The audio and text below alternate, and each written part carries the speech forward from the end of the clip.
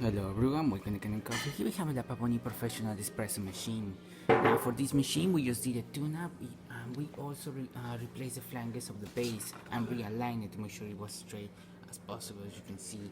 And for the tune-up we pretty much replaced all these little parts you see right here, the side glass case, this is the gasket from the holder, from the hinge element, the gasket from the portafolder, the gasket from the pistons, side glass, and these are the older flanges as well, so those little parts as well. We also had to replace two extra parts on the machine, the ones that you see right here. This is connected to the water tank, to the roof right over here, and as you can see it's correct, so we had to replace that. And we also had to replace the vacuum release valve, because when we had the machine completely on, the steam was coming out through here and it was not sealing up. So we had this machine already on for like an hour.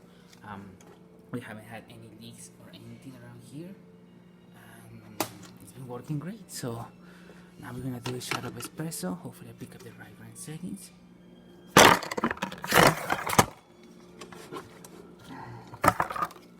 you go. And let's test it out.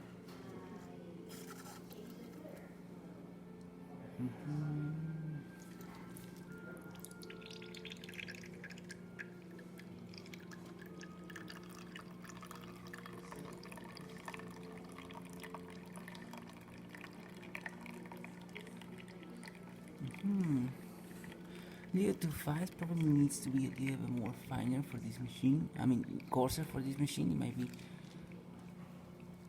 yeah, it might be a little too fine for it. Hard to tell, to be honest.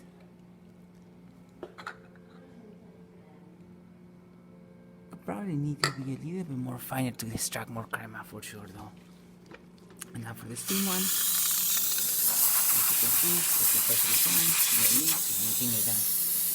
And now to clean the head, we're gonna just purge it, so put that back down.